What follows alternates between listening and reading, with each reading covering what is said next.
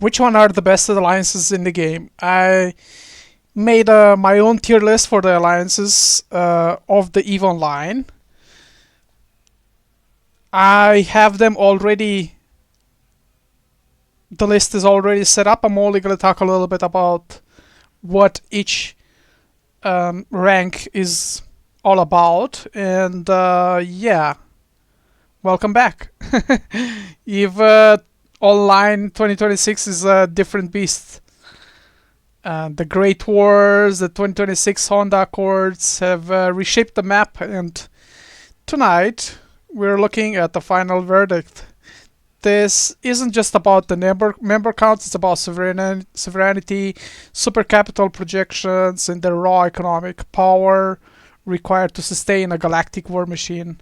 So we're gonna break down the 2026 Alliance tier list.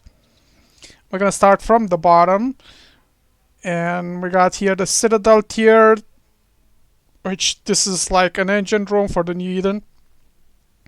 We're looking like, hold my probes, Mirgrad Marauders, weapons of mass destruction, Halisot, Fly Fearless. What they all have in common is that, it's an industrial focus alliances. These groups are the reason the markets function. They mine, they manufacture, they haul. They're landless or just NPC space based. They generally don't hold any sovereign nullsec space, or if they do, it's like under the protection of a larger landlord. The entry point is primarily recruiting and training grounds for the next generation of pilots. They're tier 1 because they're essentially the game's ecosystem, but they don't drive the political map.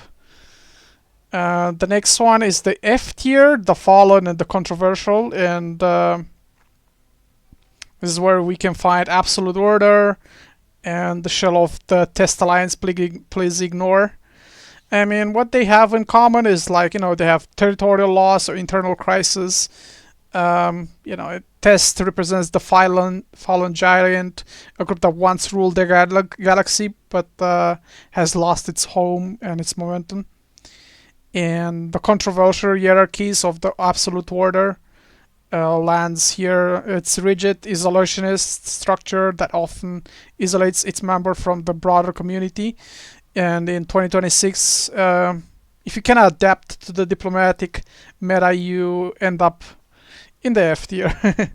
The D tier is the struggling veterans. We got horses of survivors like Ferreta, Vix, Trix, Red Alliance.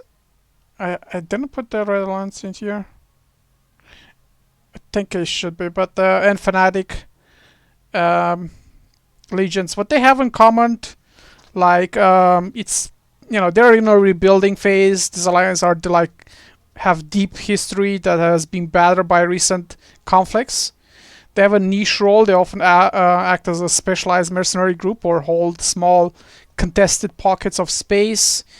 They have the teeth to fight, but they just lack the administrative skill to move to higher tiers right now. Now we have the C tier alliances, which is like the mid tier backbone. We have alliances here like Synergy of Steel, Sons of Bane, Siberian Squad, and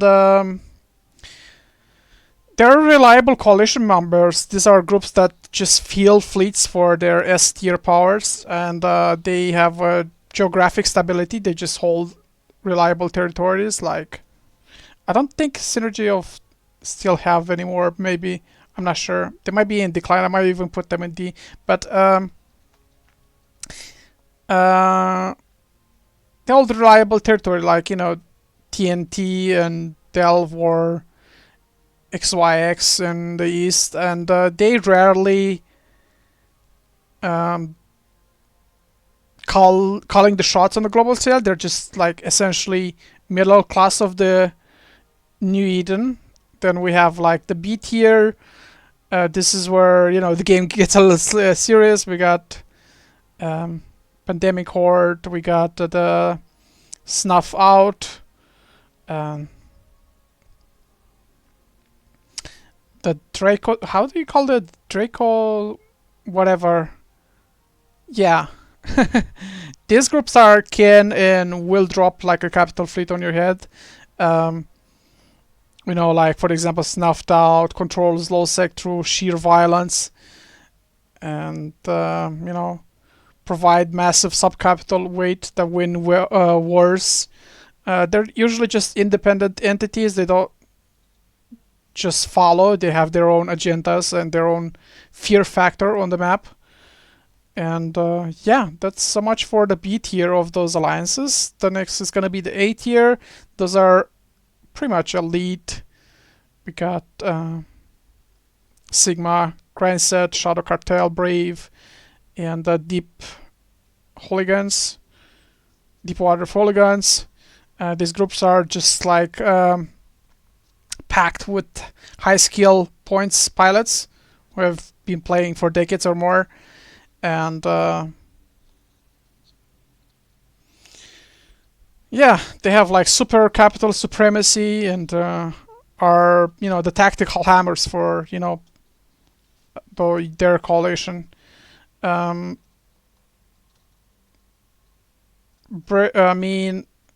Brave and Sigma have shown like in 2026 that they can just hold and take territory against odds through sheer grit and tactical innovation. And finally, everybody knows this. 3 alliances, the kings of the 2026 are the Gunswarms, Fraternity, Initiative. What they have in common is just they don't just hold system, they hold like entire regions with like an iron grip. They have unmatched economy engines. They can lose an entire Titan fleet on a Tuesday and replace it by Thursday. And they have diplomatic weight. They are just like the architects of the... I know it's a joke, but it's still, something. 2026 Honda Accords. They decide who... They basically just decide who lives or who dies in Nullsec. And if you are like at war with an S tier alliance, you're at war with the entire galaxy ecosystem. So yeah, that'll be it for the video, guys. Let me know if you want me to go a little more depth about every alliances, although there are a couple of videos on YouTube talking about their own alliance, so I'm here just to rank them. Thanks for watching, and I'll see you into the next one. Bye.